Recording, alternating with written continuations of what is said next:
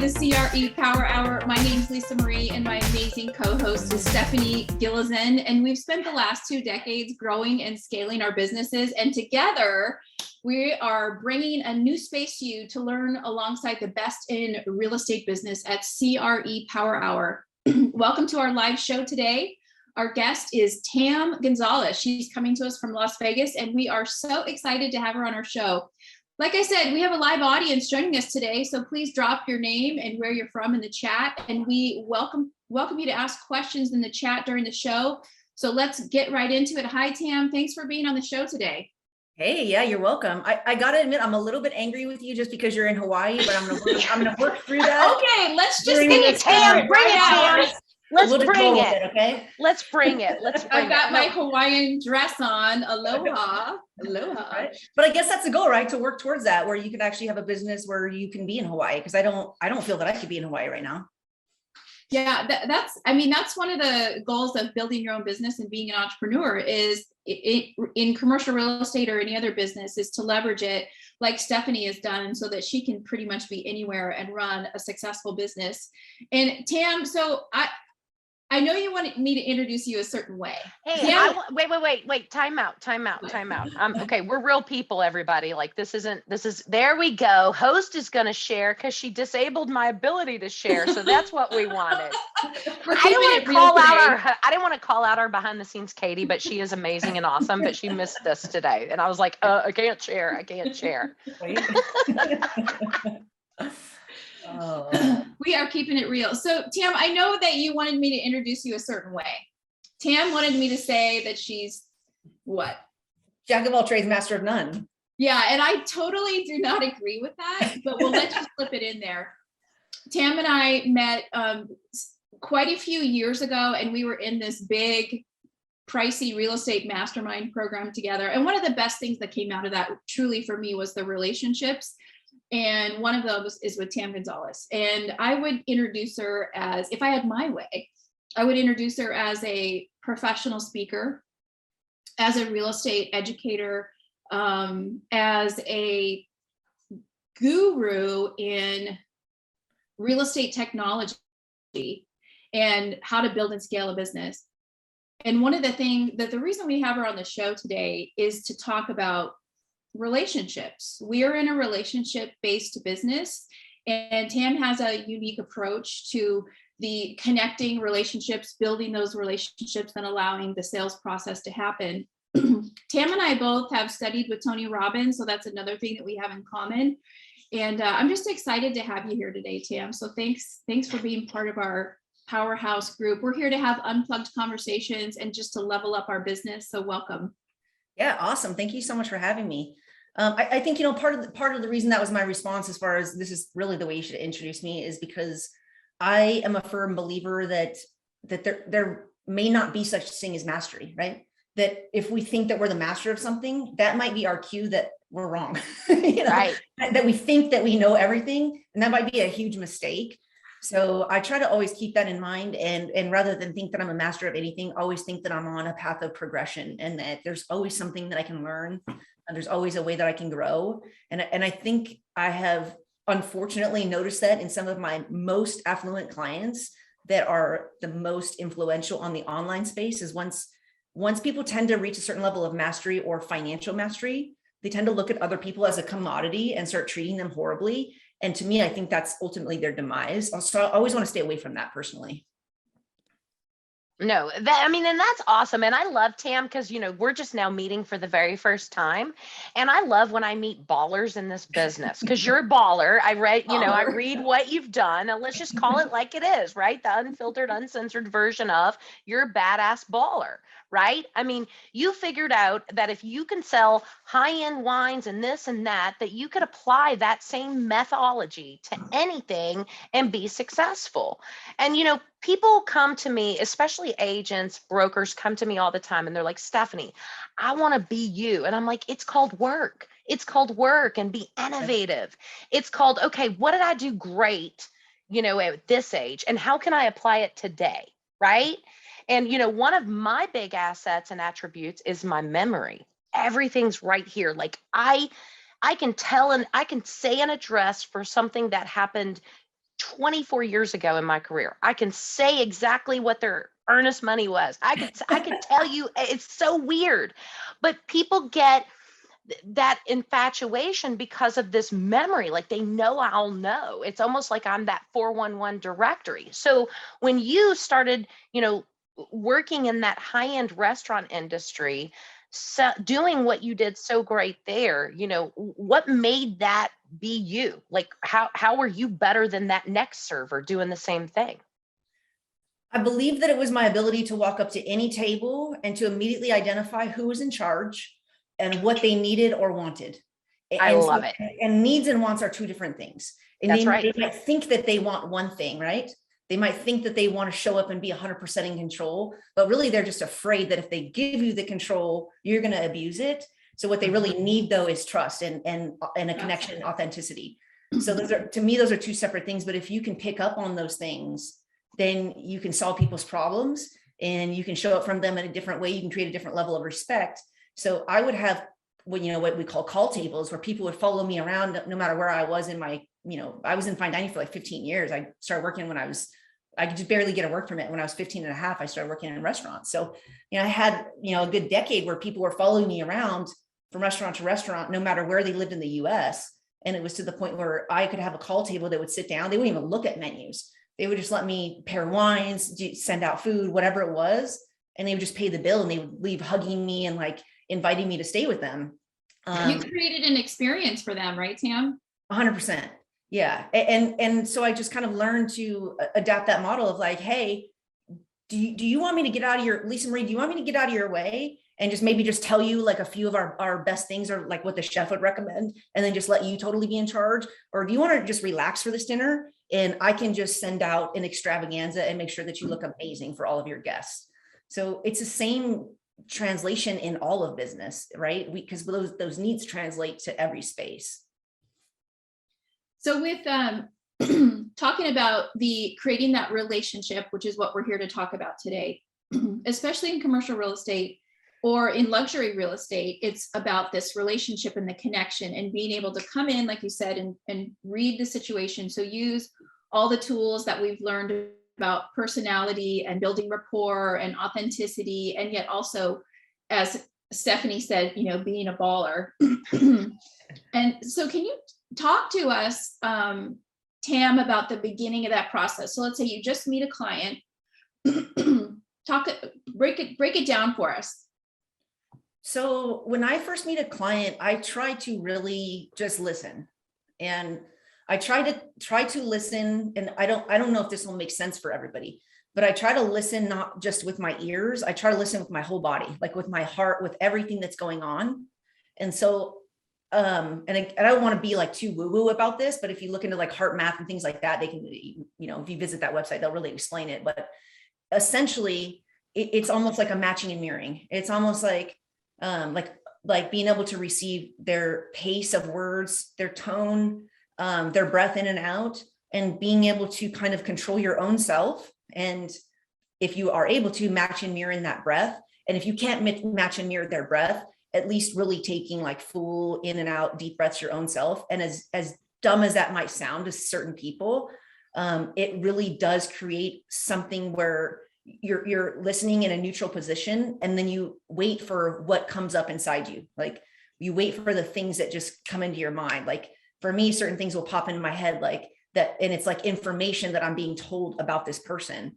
And so those types of things give me the clues to what need could I possibly satisfy in this person that would cause them to understand that I'm coming from a place of integrity and that there's a loyalty there, because I truly want to help them and truly want to understand what it is that they're trying to accomplish, rather than just trying to sell them something.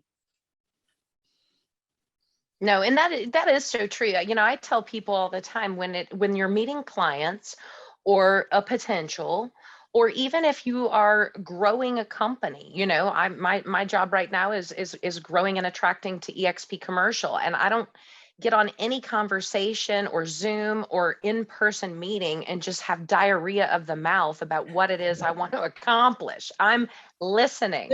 I'm listening and I'm paying attention. But we learned this, the last episode when we had our body language expert on. And what did Tam just say that mimicked exactly what she just said? You have to listen, not with just your ears, but your whole body and what that body is doing, because body language tells us a lot, right?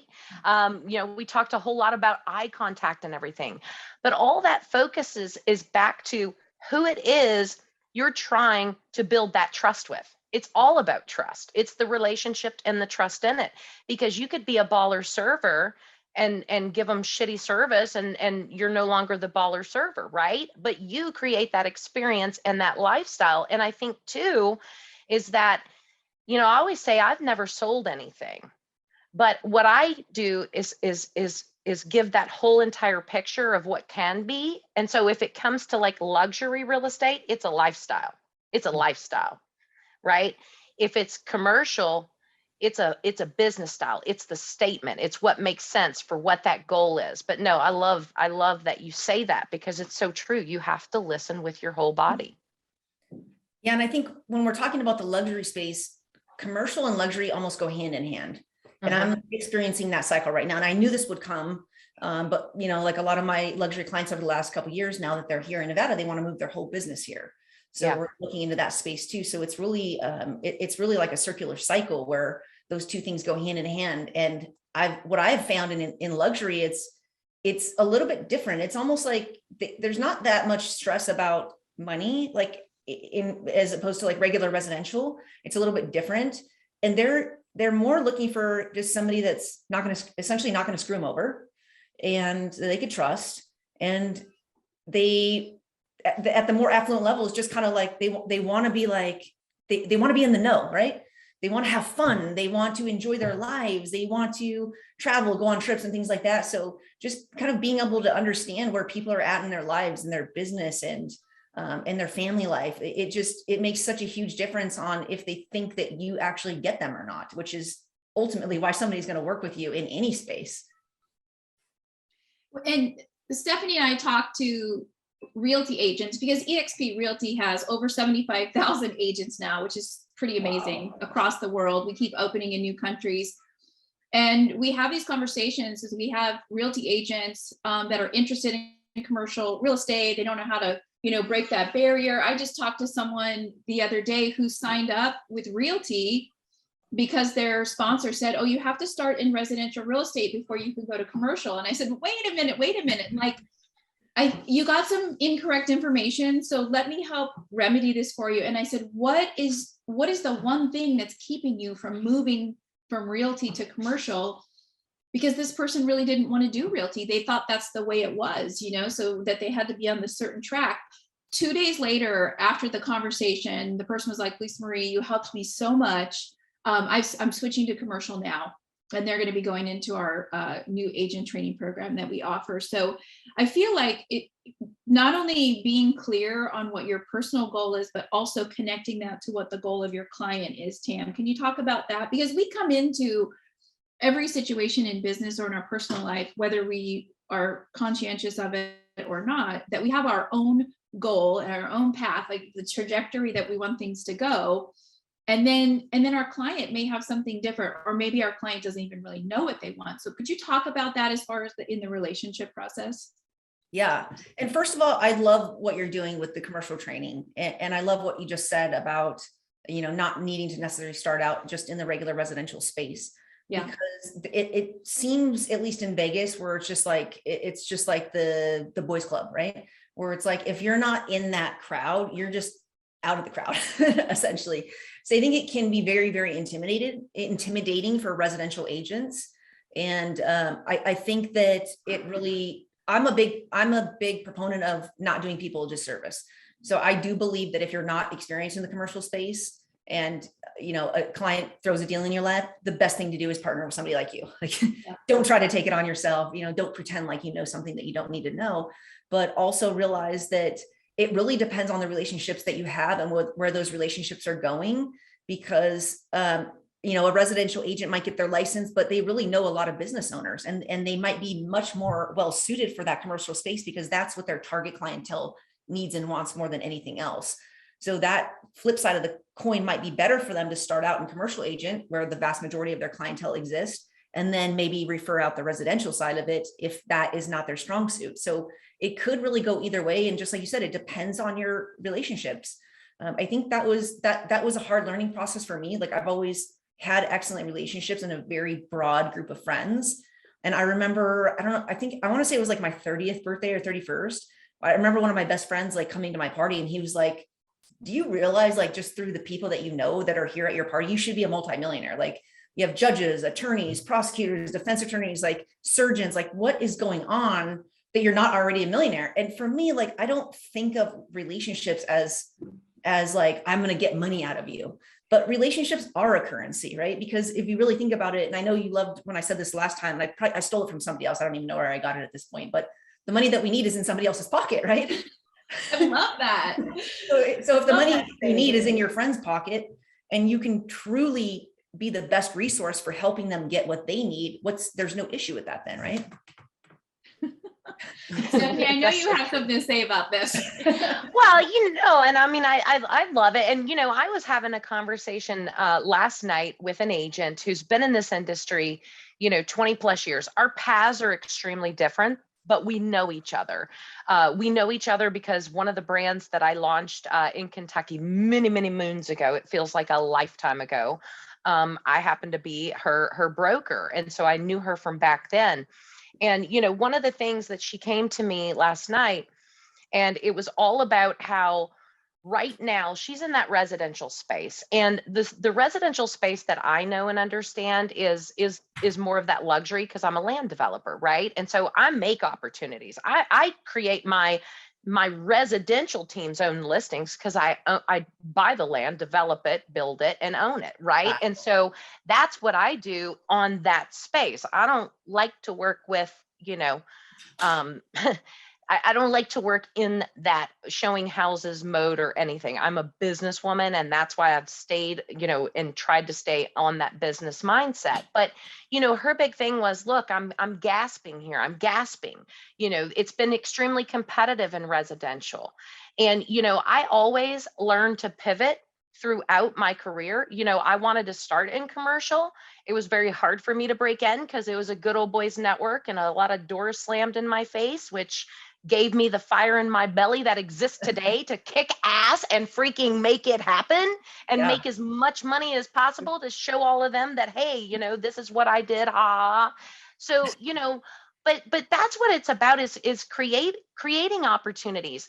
And the thing about it is before we went digital, meaning all the files are in a digital platform. And, I've had Dropbox and stuff for years. At EXP, we keep everything in our transaction software. But what I do have is this massive closet. I'd take you in there and show it to you, but it just costs too much noise right now. But you open up these 4 massive doors, and there's probably, and I'm guessing, but there is every bit of 50 to maybe 75 of these massive bankers boxes of files of properties that I have sold in my, and this doesn't go back the 24 years I've been in this business. It goes back the last 5 years. That's how many properties we've touched. And I said to her, listen, I create my business my way. I don't have a gift for anyone. It's called work. But here's what I'll do. If you want to work, if you want to plug in, and if you want to be at that level of what I've built myself, you got to pound the pavement. But instead of pounding the pavement like I did, literally pound the pavement, here's all these files. Pull them out, call them. Because guess what? They've been there. They might buy something different. They might have something to sell now. They might have, so much equity, it's time to cash in. I don't care what line you do, but there it is, and put it to use. Because I'm not working that business right now. I'm too busy to. I can't even work that business right now. And so we'll see what kind of opportunity comes around. But, I'm 50-50. will she really do the work, or is she still going to come in 2 weeks and bitch about her situation? And to me, that would still come down to relationship, and it would be relationship with you that would drive me in that scenario. It's like, well, I've been given a gold mine of opportunity. I don't want to let this person down. Yeah. Right. Because because that's understanding the lifetime value of all relationships. Because if we understand that, we understand that all the people in our life are an opportunity to create a lifetime value of potential business in all spaces, not just real estate or commercial. Like, we never know necessarily what can come out of a particular relationship or a skill set. And many times, I know for me at least, some of the skill sets that I've taken on learning haven't necessarily come into fruition the exact way that I thought they would come into fruition. Like, even in the digital space, like, you know, I'm trained in SEO, web design, so like all these different things where I've invested a lot of time and money, and I've really made it important to keep those relationships at a high level. And those are actually the people that came and bought a ton of real estate from me. So it wasn't necessarily that that I built a website that just kicked over millions of dollars. It was, you know, transactions that resulted as, you know, because of those types of investments. Absolutely.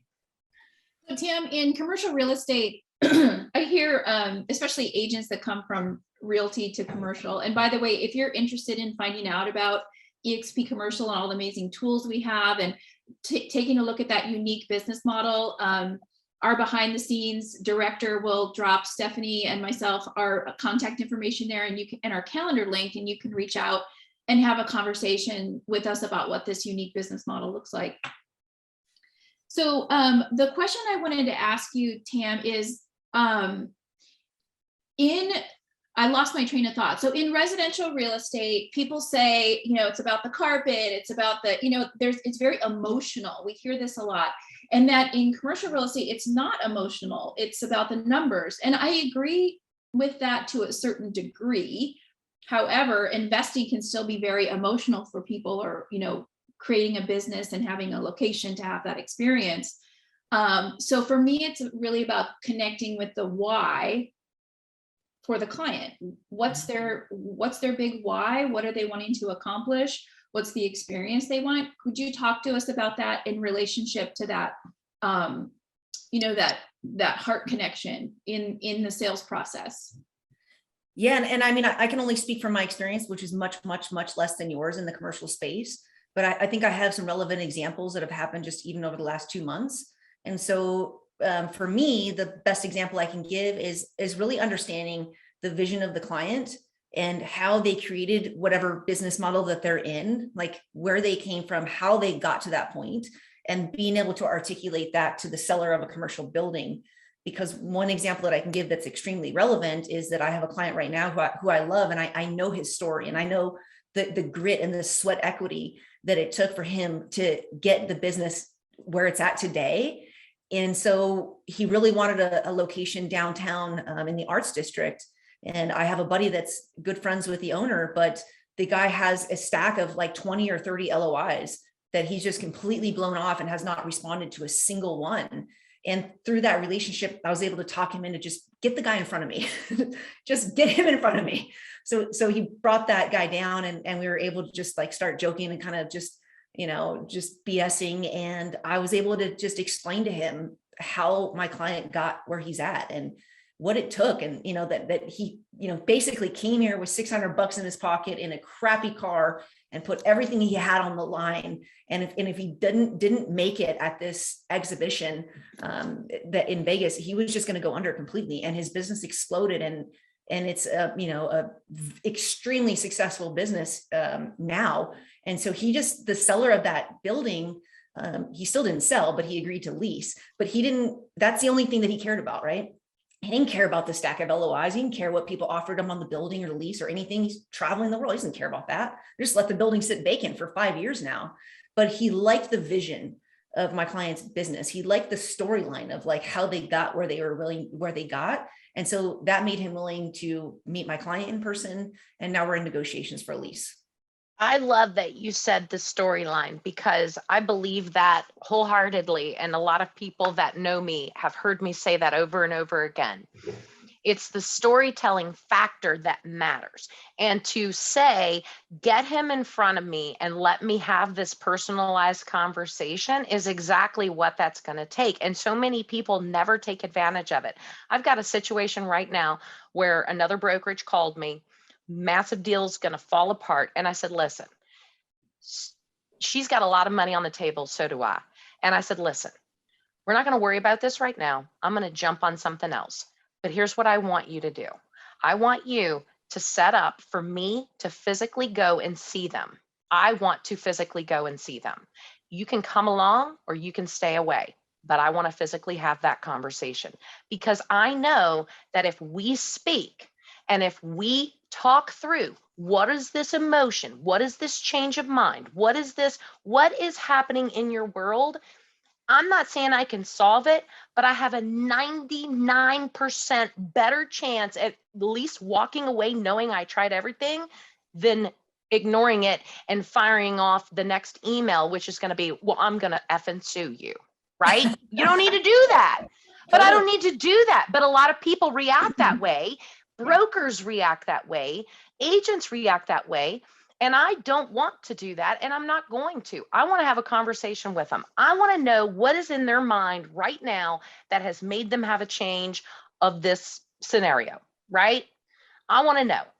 But you having that conversation got your client that deal. And you could have easily said, well, let's just move on, right? Let's just give up. Yeah. And for me, it's all about like just having that shot at building that relationship, because I know that right now I'm not qualified to write a lease, or I don't even know where to begin on the commercial space, but I know that. Call me Tam. Yeah. Lisamarie can advise you. Of course. And I would use you for every single deal always. I used Matthew for this one just because he knew the owner of that building. And so it is to an extent like who you know, but also cycles back to relationships and just having boots on the ground sometimes of like a physical person. But, I don't pretend to think that I know everything in the commercial space. And that's why I will have a partner like Lisamarie or Matthew or somebody else that can help me out. But I know damn well that if I can get in front of somebody and I can just make them like me, that will get so much farther than anything I can put in writing. Well, and there's this propensity for overreaction in real estate, because I've been in Stephanie's shoes many times where we're at the 11th hour and everything starts to go sideways, and you get agents that call and they're like, oh my gosh, everything's going crazy, blah, blah, blah, blah, blah, blah, blah. And I just like the two of you, because we've been through it. We've been through the good old boys club. We've been through the tough times of trying to establish ourselves in our business and getting the doors slammed in our face, the nose. And for the three of us, it fired us up. And not everybody is wired that way. Right. I was role playing with some new agents recently, and we're talking about cold calling off of a list that we can create. We can create lists for pretty much any property in the United States at eXp Commercial, and you can start calling them. Well, they have a lot of other people calling them saying, hey, do you want to sell? Hey, do you want to sell? Hey, do you want to sell? So I'm like, don't say that. Don't ask them if they want to sell. Because in the role play, these agents, they'd say, hey, I'm calling to see if you want to sell your building. And I'm like, click, bzz, conversation over. And they just said no. They just rolled over and said no. So they're either underreacting or overreacting. And part of the high level conversations we want to have here is that we all have a level of confidence that we can pretty much fix just about anything. And that no, I don't want to sell that building, or no, I have a stack of 30 LOIs that I don't want to look at. We can move through all of that fluff and really get to the conversation. And sometimes the best thing is that a deal falls apart, because I've had that where people just come in and they tie up your deal and they're looking for money and they're looking for partners and they're not serious. So I'd rather just have those people go away. But what I like the conversation that we're having today is to don't just say no, don't just overreact, don't send a counteroffer, don't cancel, don't do this, have a conversation, use the skills that you have.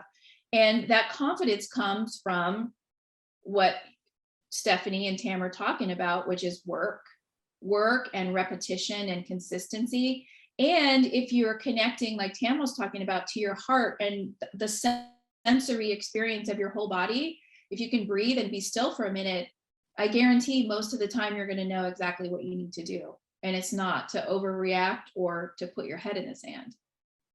Yeah, and I think all of us have been guilty of that. I know I've been guilty of that, of overreacting. And, so thank you so much for bringing this up, because, that is something that I have learned over the years, is sometimes it's just better to pick up the phone and just call somebody, just talk to them, or just try to see somebody in person, because it's so easy to be a jerk to people, like on email or in a text.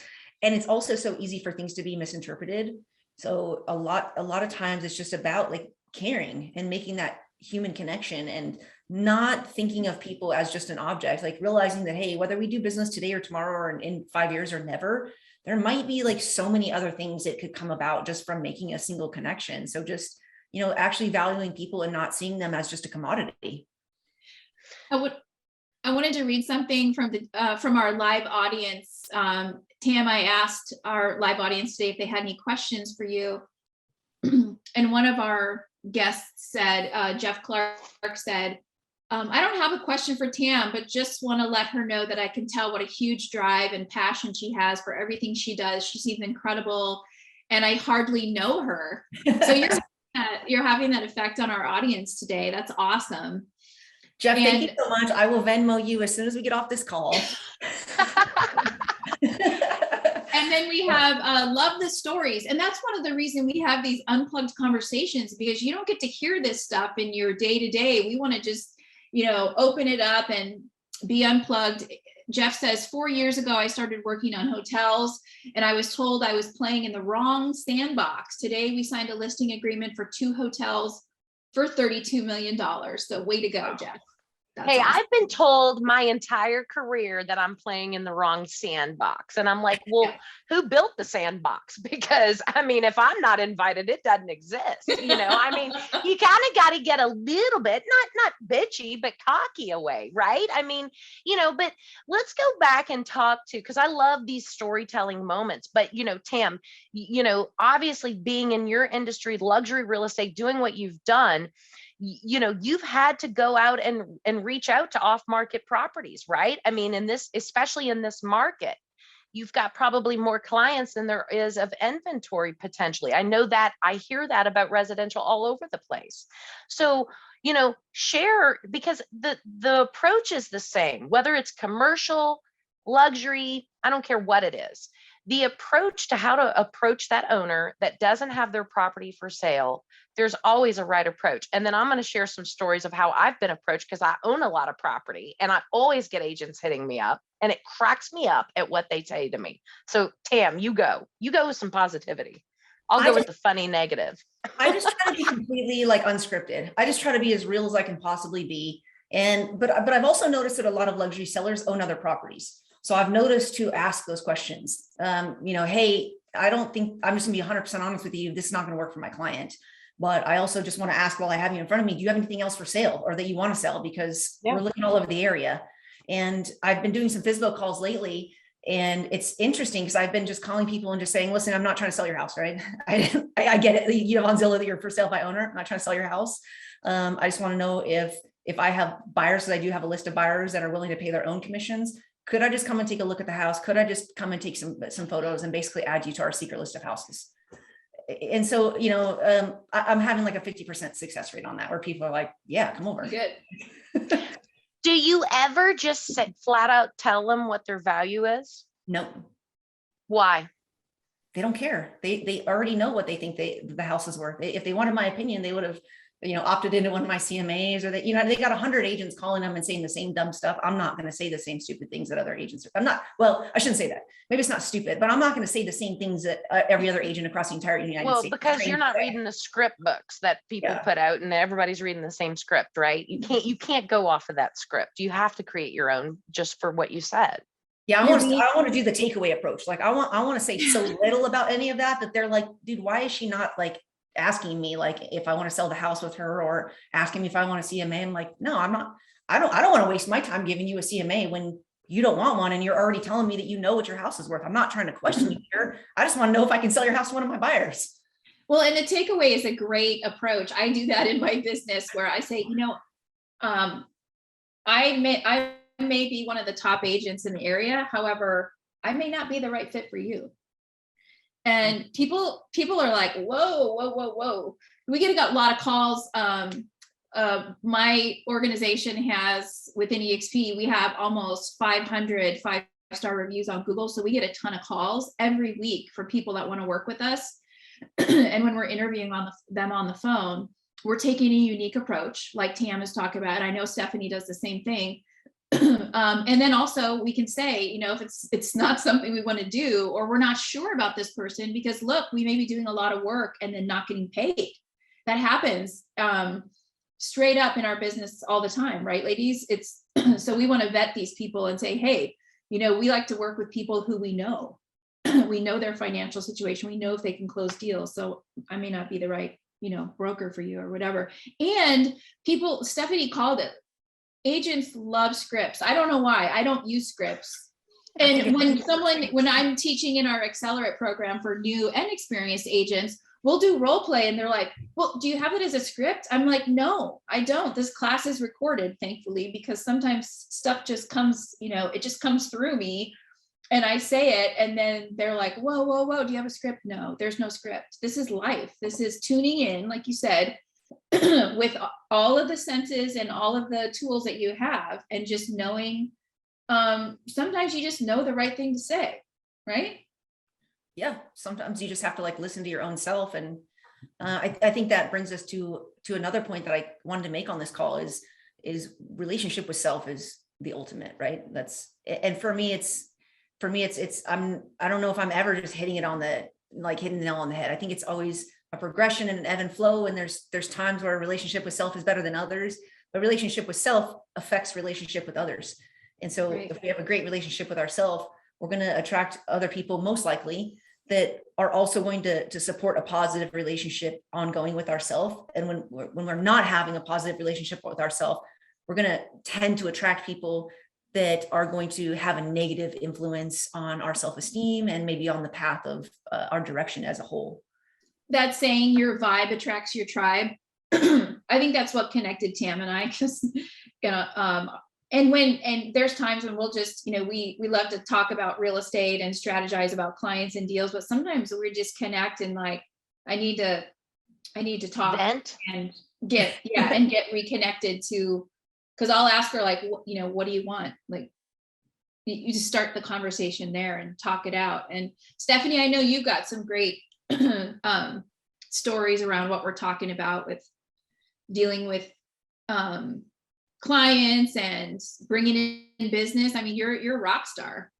Oh, well, thank you for that. I mean, I've spent so much time over the course of the last, few years, really taking more of that ownership seat. My team does the business and I love that. I mean, I still get involved. I still love the wins and all of the greatness and all the success stories and trying to put relationships together and so forth. But I've taken this approach of truly buying and developing and, having this whole entire opportunity. So it puts me in the seat all the time of being the property owner.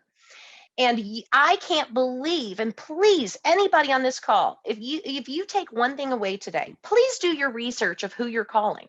Google that shit, okay? Google it. I get so, and I mean, I'm serious. We said it is uncensored today, because I mean, I've had this all day long, all night long, all day long. I am, hi, Stephanie, this is, Julia Davis, and I am the best real estate agent in all of Louisville, Kentucky. And I see that you own da-da-da, da-da-da, da-da-da, and I want to talk to you about my marketing plan and da-da-da, da-da-da, da-da-da. Never took a break. And I'm like, hold please. I mean, and I'm sitting here going, okay, what am I going to do now? I'm gonna make her feel stupid, or I'm gonna just be nice. I mean, how do I handle this piece? I got to take a deep breath, because my instantaneous is hang it up, right? Because she didn't even realize who she called. Mm-hmm. And that's what blows my mind. Just do the research. There's so much out there now where we can do the research. And I think that's why when I make those types of calls, that, you introduce yourself. you state your purpose, and then you just pause, right? See what the reaction's going to be, because then that leads you to the next off the cusp. There is no script. You're not going to flip through a binder and go, oh, angry voice, what does it tell me to say? Right? You know, and everybody's like, how did you get so good at this? And it's like, because I got cussed out, chewed out, hung up on for a long time before I was able to say that I got great at something. You know, my son, he has his real estate license now, but this isn't a business where, hey, Dylan, you get to ride mom's coattails. No, I'm very, very tough love with him because I love him. And that's how my parents raised me. And so I'm not just going to hand any business to him. I want him to earn, learn, and make sure that he appreciates that. I don't want him to take anything for granted because, you know, mommy's all set up, right? And so he came to me the other day and he said, look, I know that back in the day, you know, everybody knows this in my market, that I am one hell of a debt negotiator. I built an entire business and made millions of dollars liquidating bad assets for people. I mean, that I took total advantage of the economic downturn and made a fortune, which is why I can develop now. That's where I stockpiled cash, because I mastered something. And I hate to use that word because you never master anything, but guess what? Tam, I mastered it. And when the economy does whatever again, hopefully not, I'll do it again. But he wants to learn that now, because when it happens, because when is always that word. It's not if, it when. I don't know if it's next year. I don't know if it's 5 years. I don't know if it's 20 years, but he wants to know it. And I'm glad. And so I kind of went through some of the things and I said, look, this has to be step by step, because I'm not going to give you this whole process, because first you got to land the deal. There, no matter how great an economy is, there's always people in a financial hardship for whatever reason. Mm-hmm. And so, you know, I'm showing him how to research LPs, les pendances, you know, and I said, okay, now you see, now here's the creditor. Here's the other creditors. You know, this is probably a tax lien company because they didn't pay property taxes and they've been bought and sold. And I'm taking him through those processes. I said, that I don't want you to even think about right now. All I want you to focus on is that's the owner of the property. Find their information, use the technology tools we have and look up who they are. And now all you have to do is land the appointment. Land the appointment. He goes, well, what do I do when I land the appointment? I go, you let me know, because mom's going with you and you're going to follow suit. You're going to follow suit. I'm not going to do this forever because I'm not doing that transactional business like that. Yeah. But I want him to learn by seeing it, because each situation is different. And again, yet again, there's no script for this, right? There's no script for life. I mean, right. But you know, but it's like I could have easily, you know, 3 months ago, I think it was 3 months ago when he got his license, could have easily said, here's your path, Dylan. Here's how mom's going to set you up. I didn't. I said, here's how you sign up for EXP. Congratulations. But now he's coming to me trying to find that out. And that's what needs to happen, right? That's what needs to happen. But you know, there's all those things, and it's, you know, finding those little innovative ways to get really great at something. I mean, I'm sure I could list and sell houses all day long, but I don't want to. I just don't want to. What was that? That was my boyfriend. So, you know, you ladies have been bagging on me about being in Hawaii. I'm in Hawaii with my amazing boyfriend, and he just brought me a hot beverage because it's still morning time here. It's like 9:45. I was going to say, make sure that's not a cocktail, because isn't it the morning? Hey, in Hawaii, does it really matter what time you have a cocktail? We passed that one. If you're going to have relationship building with clients later, it might matter. So Tam, I have a question for you. There's some questions that we ask to all of our guests in these unplugged conversations, and this has been great today. We're having fun and we're getting some really good interaction from our live audience. So I wanted to ask you, what was your biggest lesson you learned in 2021? I think the biggest lesson I learned in 2021 is just that it is about continuing to strive personally, regardless of your business or anything else you have going on. It is about being committed to your own path, right? We're all on our own path, whether you're in a relationship or not, or, you know, the relationship with your clients, yourself, your kids, whatever's going on. despite your career, we're also on a personal path, right? So it's not just about business. It's also about following your heart and being true to what you are attracted to. You know, if there's a new skill set that you want to learn, if there's a training that you want to take, if there's a book that you want to read, understanding that the world or the universe or whatever you want to call it is speaking to you in many different ways. It's not speaking to you in one way or another. It's learning to give up a little bit of control and to follow your heart's guidance and towards anything that you want, and understanding that there may be ebb and flows. You know, like I might follow my passion for a couple months in the digital space, and that causes a dip in my real estate business. And that might not be acceptable to all people, but for me, it's part of my path and it's part of my journey, and it's part of me that helps to attract people like you and people like Stephanie into my life. And that those things to me ultimately are more valuable than a transaction, regardless of how those things are unfolding around me. Yeah, that's so true. I know in our EXP commercial, in our Accelerate class, I teach the business planning. And the very first question in the first business planning session I ask is, what is your big why? And it's really interesting because people are so used to just like putting some numbers on a piece of paper and this is how I'm going to run my business. And they don't connect to the why, because the money's going to come and the money's going to go. We talk about this a lot. And if you're not connected to why you're doing this, whether it's your family or, you know, one of my agents wants to buy their mom a house, or so when you're having a tough day and the money's not flowing, or you get hung up on or screamed at, or a deal falls out or whatever, you can reconnect to that so easily, especially if you're having the experience with your whole body, like, you know, heart, body, and soul, that this is why you do what you do. And Tam, you know my reasons, I know your reasons, I know Stephanie's reasons. And so it's really good that you say it that way, because if we don't start at the beginning, you have to start at the beginning. You have to know why you're doing what you're doing, because that's going to fuel you, right? I think sometimes, you know, language means different things to different people, and we can hear something said one way and it might not make sense. And we hear it said another way and it does. And I think that even the phrase of what's your why can be confusing for people. I know it can be very confusing for me. I don't always know what that means, even though I've heard it said a different, you know, million different ways.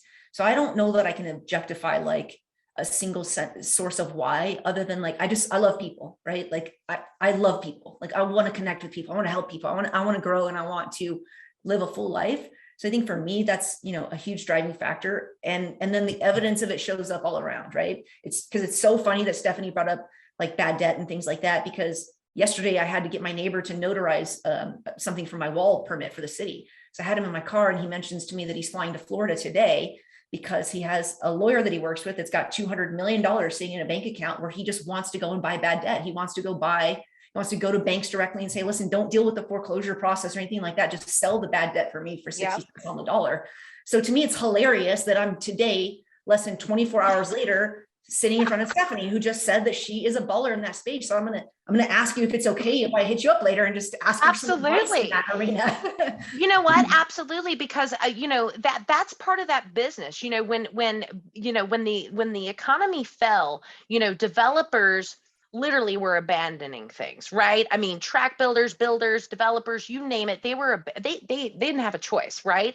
And so that was my whole big niche. And I did it for national banks. I did it for localized, you know, small banks in Kentucky and Indiana and surrounding areas.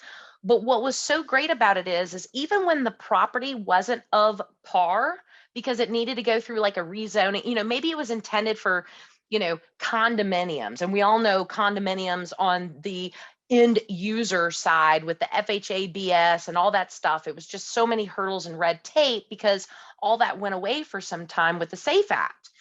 And so what happened with that is that I would sell that bad debt to a guy like that, because guess what? They would sit there, hit on it, pay me to take it through planning and zoning, turn it multifamily. Shit, let's tear it down and start over. We came up with so many creative ways of what that property's real use needed to be prior, you know, after the economic, you know, crash, that's exactly what they would do. So not only Was I the hero of the bank that had the asset on their books? Once a bank reaches a certain 34% of bad assets, the FDIC is about ready to seize them or going to tell them how to do business. Yeah. So all I did was hit up everybody that was climbing. When I saw them hit 23, Wall Street Journal will tell you this, y'all. I mean, there's a lot of things that'll tell you this, but I sit there and I would climb and I'd watch. I'd pick up the phone. I'd call the president of the bank direct. And you know what? This is exactly how I did it. Hey, President Billy Wade, Citizens Union's sitting in a bad spot, buddy. Before you get fired, I think we should have a conversation. And I did it just like that because he knew he was pissing his pants. But that's how I did it. And I went all the way to Merrill Lynch, Bank of America, all of these different places because I told them the truth. I didn't sugarcoat it. I told them their bad story and what their future was going to be. And it was going to be unemployment.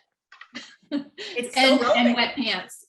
Yeah, because even my neighbor's name is Corey. He even mentioned that. He was like, listen, my guy's an attorney, so we can handle anything that needs to be handled, but we're interested in hotels or anything. He's like, we'll go and we'll rezone it. We'll turn it into multiple condos. We'll do many creative things. So it's so valid, everything that you just said. Yeah. And it's the holding pattern because they're going to make money on the upturn because the repurpose of that property or whatever it's going to be, or, doesn't matter, but there is an end game if you're creative enough to look at your surroundings and know, okay, this is what this city's missing, or this is what this block is missing, or that's exactly what I did. Fast forward, all that money I made liquidating bad debt and selling off bad debt, I lo and behold come a developer myself. Why? Hell, I'd gone through every planning and zoning, every type of project. I knew the best NOI out there. I knew exactly what I wanted to get into. Fast forward to now, luxury real estate, because there is a housing shortage, and by God, I'll build them and build them and build them. Wow. Can you come and build in Las Vegas?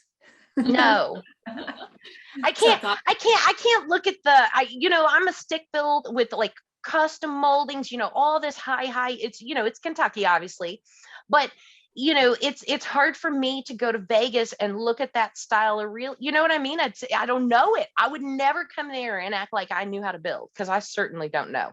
That, again, staying into what your space is, right?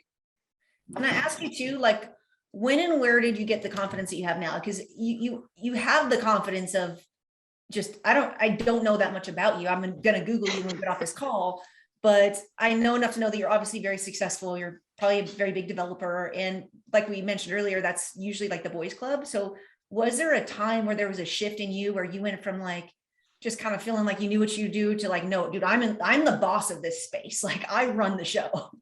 It was funny because early on, I got into this industry in 1999, right out of college. And I had so many doors shut in my face, right? Because 21-year-old female, whatever, I don't know what that story was. I just knew it was a good old boy network. And I was like their daughter's age, right? And so they saw their daughters in one way, but I wasn't that daughter, right? And so I just had to really push and shove. And I had so many developers and builders early on that said, well, you're nobody, you're nobody, you're nobody, you're nobody, you're nobody. Well, I became somebody. It only took me to land some space. And so I really focused in on the vacant land and I honed in on areas that I knew needed explosive growth, whether it was industrial, whether it was whatever the case might be. Maybe it was residential, but that's what I focused in and I started owning that market. And as soon as I landed those listings, meaning I controlled what happened there to an extent, then all those developers and good old boys started knocking. Hey, Stephanie, we'd like to talk to you about your listing on I-65 with 1,800 feet of frontage. Okay, Dick, tell me, what do you want to do? No, not really. You know what I mean? But really. But see, that was what it was. So in order to prove myself to do business with them, I had to do it the opposite way, not win them over. I had to go out and make sure I listed everything they wanted to buy. And then they were forced to work with me. So I earned it that way. Wow. And then they all went broke one day. And then I liquidated their shit for them. But go ahead. That was so nice of you. I love it. They're waiting for their epic demise. And going, oh. Remember that time that you said I was nothing? Well, Yeah. I better look at me now because I'm something. No, it's so bad. It's so bad. Tam, do you realize that you flipped the switch on and you're interviewing us now? That's I hilarious. know. I'm like, dang, Tam. No, I just think you guys have so much, there's so many things that I can learn from you guys, obviously, and that's why we're all connected. But I think we need to start a new podcast, and I just named it. You missed it. Damn, Tam. can I ask you one more question, Stephanie? Yes. That I think would be valuable to the audience too. So you mentioned that you get a lot of calls every day. I get recruiting calls every day from, people that are trying to recruit for brokers. And I find that whenever somebody has a script that makes you so susceptible to a pattern interrupt, right? So when somebody calls me trying to recruit me, the first thing I say is, hey, before we go any farther, what was that broker's production, personal production for last year?